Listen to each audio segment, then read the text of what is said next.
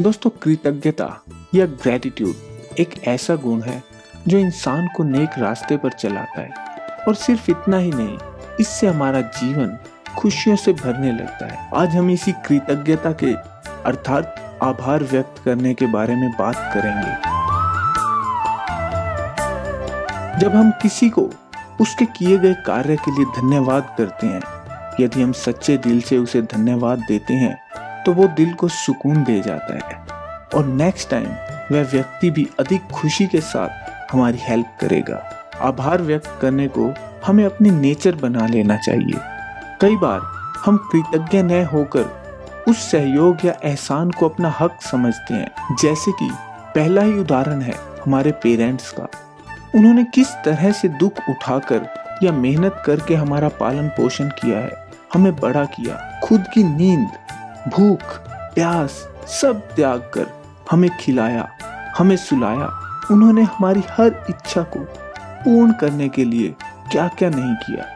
हम में से कितने लोग ऐसे हैं जिन्होंने अपने पेरेंट्स का आभार व्यक्त किया होगा कभी। माँ बाप के इस एहसान को न समझ हम उसे अपना हक समझते हैं। हमारा कृतज्ञ होना हमारे पेरेंट्स को कितना सुख देगा, ये तो वो ही बता सकते हैं। इसके बाद यदि हम देखें, प्रकृति को हमें यह शरीर निर्माण करके दिया, हमारे खाने, रहने, पहनने, सोने, हर तरह की व्यवस्था उसने हमारे लिए की। सिर्फ इतना ही नहीं, वो एक माँ की तरह हमारा ध्यान रखती है। हमारे द्वारा की हुई गंदगी को भी वह अपने आंचल में समेट लेती है।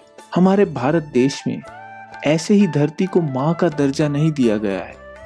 उसके द्वारा हमारी हर तरह से पालना होती है। इसी क्रम में हम देखें, हम बहुत से लोगों से बहुत कुछ सीखते हैं, कई बार जाने में और कई बार अनजाने में। हमें कभी भी किसी का धन्यवाद करना नहीं भूलना चाहिए और आवश्यकता पड़ने पर उसकी मदद के लिए भी तैयार रहना चाहिए।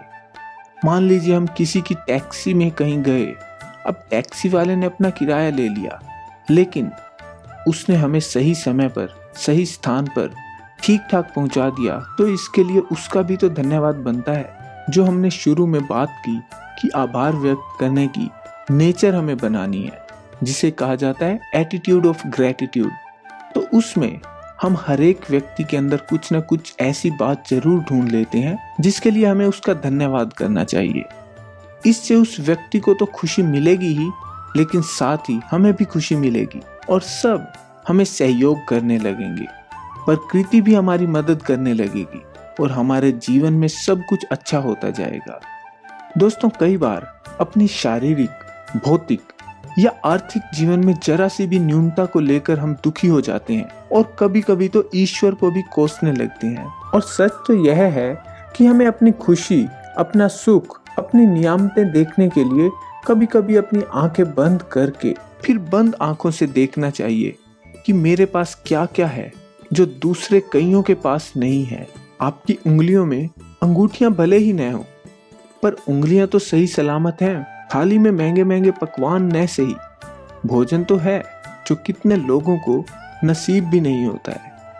और यदि हम ऐसी ही सोच रखेंगे तो हम उस विधाता के प्रति कृतज्ञता से भर जाएंगे।